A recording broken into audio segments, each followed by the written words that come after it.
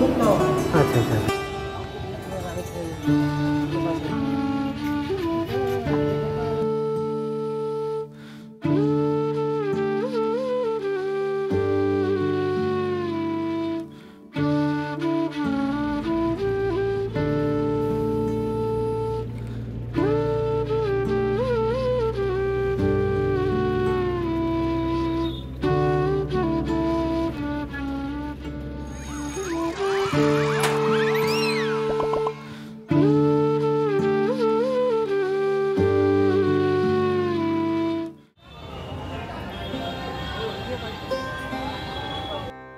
বন্ধুরা, আজ সোমবার 26শে আগস্ট, এখন প্রায় 12:30টার মতো বাজে, আর আমরা চলে এসেছি কোচবিহার মদনমোহন মন্দিরে।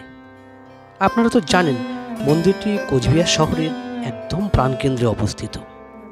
বন্ধুরা, এই মন্দিরটাতে আমি এর আগেও বহুবার এসেছি, কিন্তু সত্যি কথা বলতে আমি কিন্তু পুজো দেওয়ার উদ্দেশ্য নিয়ে বা উপলক্ষে কখনোই আমার আসা হয়নি। তো এবার এসেছি আজকে জন্মাষ্টমী উপলক্ষে, প্রচুর ভক্তরা এসছে। তো আমিও ভাবলাম যে আমাদের পরিবারে রয়েছে আমার বোন ভাগনা, সবাইকে নিয়ে চলে এসেছি, চলো আমরাও এবার গিয়ে পুজো দিয়ে আসি। আর এই উপলক্ষে পুজোর সময় সেই জায়গাটা কেমন হয়, কত মানুষের জমায়েত হয়, বা সেখানে নিষ্ঠা ভক্তি ঠিক কীরকম হয়, সমস্ত কিছুই আমি আজকে ঘুরে ঘুরে দেখতে পারবো। চলুন তাহলে আপনাদের মন্দিরটা পুরোটা একবার ভালো করে একবার ঘুরিয়ে দেখে নিয়ে আসি।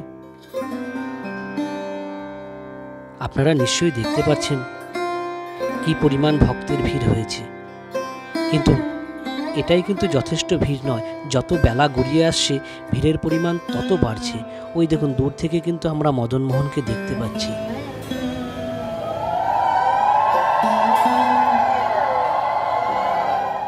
মানে সত্যি কথা বলতে আমরা শুধু ভাবছিলাম যে আমাদের এই পুজো দেওয়ার সৌভাগ্য এবছর হওয়ার একটাই কারণ বেশিরভাগ জন্মাষ্টমীর দিন কিন্তু আমার বাড়িতে থাকা সম্ভব হয় না। আমার তার আগেই আমার কর্মস্থলে ফিরে যেতে হয়। ইভেন আজকেও কিন্তু আমাকে এই বিকেল 4:45-এর ট্রেন। তো এখান থেকে মন্দির দর্শন করে পুজো টুজো দিয়ে আমি সোজা বাড়ি চলে যাব, গিয়ে একদম ব্যাগ ট্যাগ নিয়ে খাওয়া দাওয়া সেরে আমি কিন্তু স্টেশনে চলে আসব। তাহলে যেটা বলেছিলাম বন্ধুরা, যে মন্দিরটার প্রতিটা প্রান্তে অলিতে গলিতে কোথায় কি রয়েছে সমস্ত কিছু আপনাদেরকে ঘুরিয়ে ঘুরিয়ে দেখাবো। আপনারা একটু ঠান্ডাভাবে দেখতে থাকুন এই মন্দিরের চারপাশের কোথায় কি রয়েছে। চলুন আমরা সমস্ত সেই জায়গাগুলো একবার ঘুরে দেখি।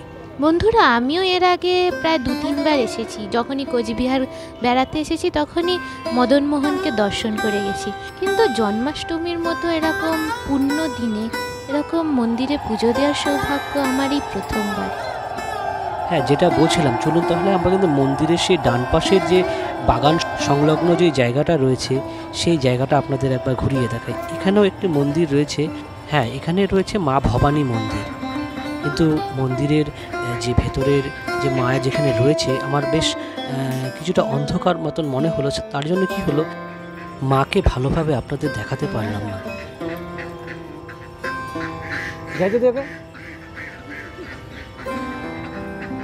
আবার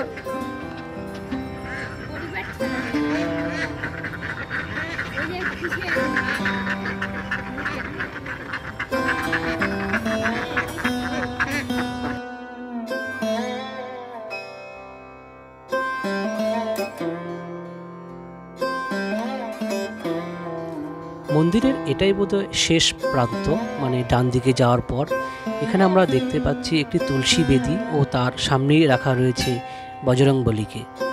তো এখানেও আমরা ভালো করে একবার দর্শন করে নিয়ে এখান থেকে আমরা সোজা বেরিয়ে যাব, গিয়ে বাঁদিকে যা রয়েছে খুব সম্ভবত এখানে একটা মোহনের পুকুরও রয়েছে, সেই জায়গাটাও আপনাদের ঘুরিয়ে দেখাবো। বন্ধুরা, এই কথাটা তো সত্যি যে মন্দির মানে এক পবিত্রতা, এক আধ্যাত্মিকতার ছোঁয়ায় আপনার মন প্রাণ সমস্ত কিছু কিন্তু পবিত্র করে তোলে। আমাদের যতটুকু সময় থাকতে হয়েছিল এই মন্দিরের চারপাশে সমস্ত জায়গাগুলো যখন ঘুরে দেখতে লাগলাম, মনের মধ্যে সত্যি একটা যেন প্রাণ শক্তি ফিল করতে লাগলাম।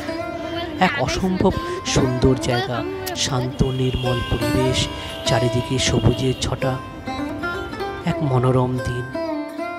মাঝে মধ্যে 2-4 জন ভক্তর তারা হাঁটাহাঁটি করছে, এক কমপ্লিটলি এক দারুণ দৃশ্যপট।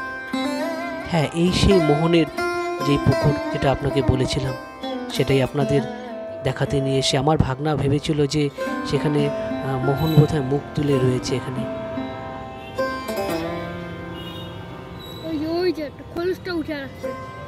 বন্ধুরা, এত সুন্দর পরিষ্কার পরিচ্ছন্ন ঝা চকচকে নির্মল পরিবেশ আপনার মনকে, আপনার আত্মাকে পবিত্র করে তুলতে বাধ্য। আমি মনে করি যে যতগুলো আমি মন্দির বা সেই মন্দির সংলগ্ন স্থান ভিজিট করি না, আমি কেন যেন একটা পজিটিভ ভাইবস পাই। কারণ মন্দিরগুলোই রয়েছে আপনার আধ্যাত্মিকতার সেই শক্তি পাওয়ার স্থল। সেখান থেকে কিন্তু আপনি এই শক্তি লাভ করতে পারবেন। আমার যারা দর্শকরা রয়েছে তাদেরকেও আমি বলি যে আপনারা সময় পেলে যে ছুটির দিনে যে কোনো মন্দিরগুলোতে চলে যান, সেই পজিটিভ শক্তিকে নিয়ে আসুন।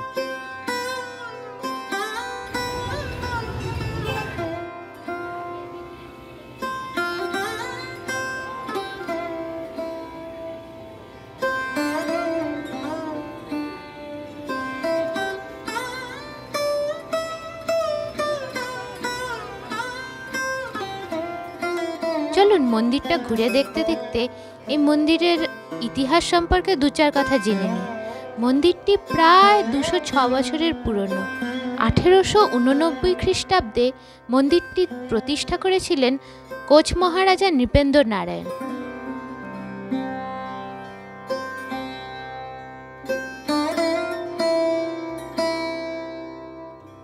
বন্ধুরা, এখন যে এটা দেখতে পাচ্ছেন পাশেই রাধাকৃষ্ণ, এটা খুব সম্ভবত গত বছর যে রাসের সময় সেটা সাজানো হয়েছিল আর কি।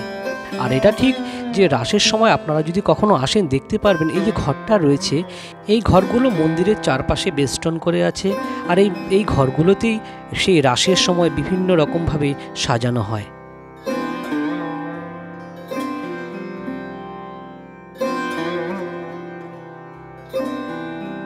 এখন যে মন্দিরটার দিকে আমরা এগোচ্ছি, এটা তো আপনারা জানেন নাট মন্দির। এই মন্দিরেই কিন্তু সেই রাসের সময় রাধাকৃষ্ণকে এবং তার বৃন্দাবনের যে সমস্ত পরিবেশকে এখানে সাজানো হয় খুব সুন্দর করে। অসংখ্য ভক্তরা শুধু পশ্চিমবঙ্গ বা উত্তরবঙ্গ নয়, এখান থেকে আসাম থেকেও প্রচুর ভক্তরা এই সময় তারা কিন্তু এই মন্দিরে আসেন।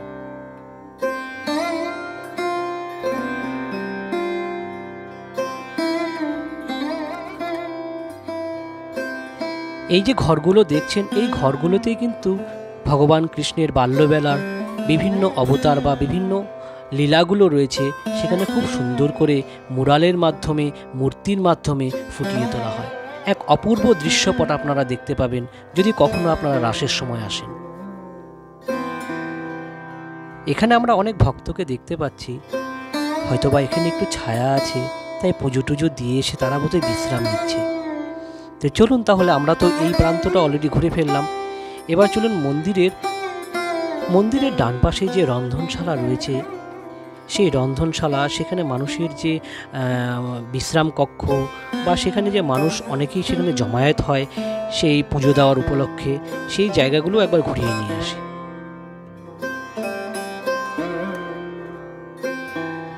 বন্ধুরা, দেখে মনে হচ্ছে কিন্তু এখন ভক্তের সংখ্যা অনেকটাই বেড়ে গেছে। আমরা যখন সকালে এসেছিলাম এত পরিমাণ কিন্তু ভিড় ছিল না, কিন্তু এখন যত সময় গড়াচ্ছে ভক্তের সংখ্যা আরও বাড়ছে। চলুন তাহলে, আপনাদের যেটা বলেছিলাম যে এখানে ভোগ কক্ষ রয়েছে এবং ভোজনশালা রয়েছে, এবং যে ভক্ত যারা আসে তারা পুজো করার জন্য তারা অপেক্ষারত হয় সেই জায়গাগুলো, ও যতদূর সম্ভব এখানে একটা পুলিশ ফাঁড়িও রয়েছে, সেই সমস্ত জায়গাগুলো একবার আমরা ঘুরে দেখি।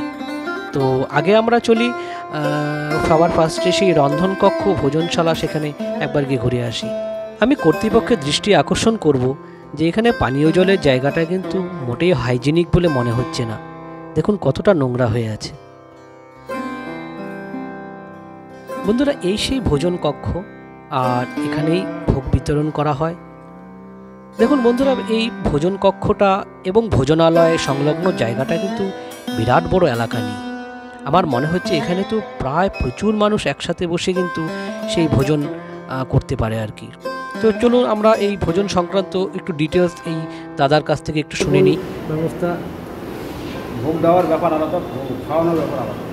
ও, খাওয়ানোর ব্যাপারটা যদি ভোগ যদি দাও, হ্যাঁ, ভোগ সামগ্রী নিয়ে আসতে হবে। আচ্ছা আচ্ছা। আর মনে করেন যদি যে ভোগ খাবো, আমাদের যেটা সরকারি ভোগ বিতরণ করা হয় অল্প করে, সেটা সবাই, তার জন্য কোনো কিছু করতে হয় না, কোনো পয়সা দিতে হয় না।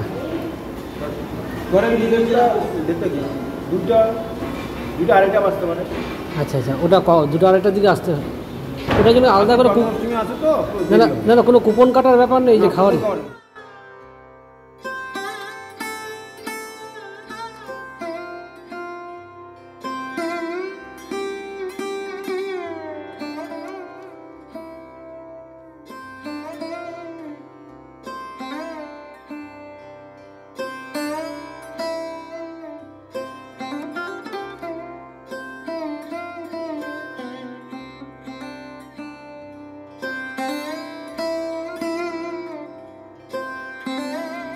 তাহলে দাদা অন্যান্য মন্দিরের মতো এখানে কোনো কুপন কাটার ব্যাপার নেই ভোগের জন্য, তাই না?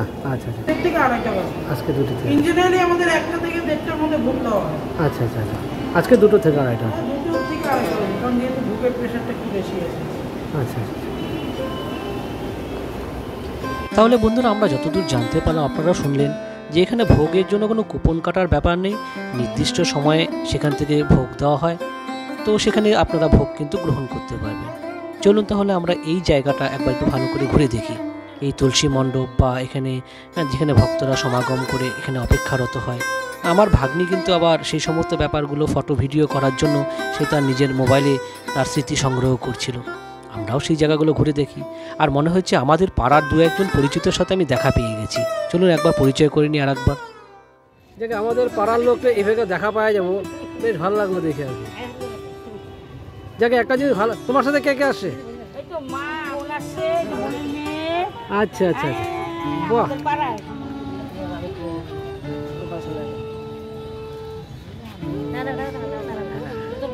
বোন, হ্যাঁ তুমি ভুলে গেছো টুলটুলি।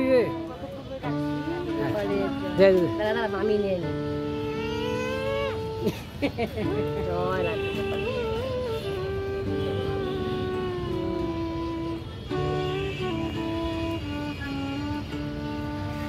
সবাই কোলে না এক এক করে।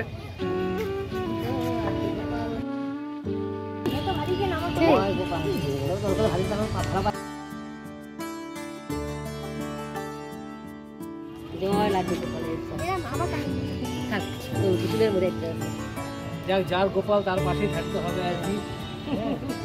গোপালের লোকেদের হবে না।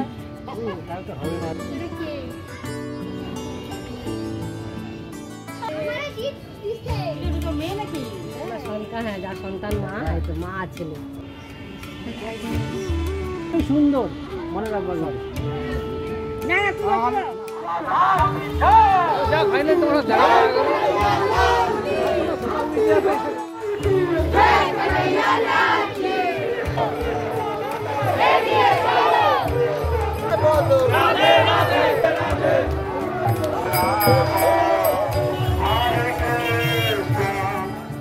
তাহলে বন্ধুরা, মন্দিরের ভেতরের সমস্ত জায়গা ঘুরিয়ে দেখার পর এমন জন্মাষ্টমীর শোভাযাত্রা, সেটাও আমরা দেখতে পেলাম।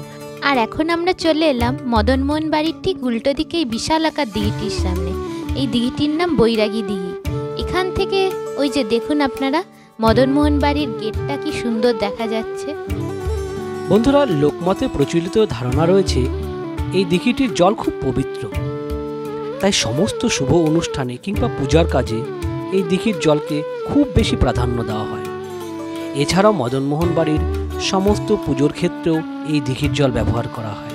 তবে বন্ধুরা, এই দিঘিটার নাম বৈরাগী দিঘির হওয়ার পিছনেও এক বিরাট কারণ রয়েছে। বলা হয় যে রাজা আমলে এই দিঘিটির পাশে বৈরাগীদের আখড়া ছিল। তখন বহু বৈরাগীরা এখানে স্নান করতেন এবং এর ধারে বসে কীর্তন করতেন। ঠিক তখন থেকেই কিন্তু এই দিঘিটির নামকরণ করা হয় বৈরাগী দিঘি। দিঘিটির খনন কার্য শুরু করা হয় আনুমানিক 1870 থেকে 71 সালে, তবে সম্পূর্ণ কাজ করা হয় 1875 সাল নাগাদ। কিন্তু বর্তমানে এই দিঘিটির চারপাশ দিয়ে খুব সুন্দর হাঁটার একটি রাস্তা ব্যবস্থা করে দেওয়া হয়েছে। কিন্তু এই রাস্তা নিয়ে আমার একটু আপত্তি ছিল। এখানে জনসাধারণের জন্য 20 টাকা করে ধার্য করা হয়েছে। আমার কাছে প্রশ্ন হলো, ঠিক এত বেশি কেন? তারা কি তাহলে এদিক দিয়ে মানুষকে বা ভক্তদেরকে হাঁটাচলা করতে দিতে চান না? আমার অনুরোধ থাকবে এই মূল্যটাকে কমিয়ে অন্তত 10 টাকা করতে পারে। তাহলে আমরা মদনমোহন বাড়ি ঘুরে এবার আমরা কোচবিহার শহরটাকে একটু ঘুরতে বেরিয়ে পড়লাম। কিন্তু সমস্ত কোচবিহার শহর ঘোরার যে ভিডিওটা আছে, এটা পুরো ভিডিওটা আপনারা পরের পর্বে দেখতে পারবেন। আজকের এখানেই রাখছি, খুব শীঘ্রই দেখা হচ্ছে এই মদনমোহন বাড়ি এবং কোচবিহার শহরের দ্বিতীয় পর্বে। ধন্যবাদ, ভালো থাকবেন। আর হ্যাঁ, ভিডিওটা কেমন লাগলো আপনারা অবশ্যই জানাবেন। ভালো লাগলে একটা লাইক করে দেবেন।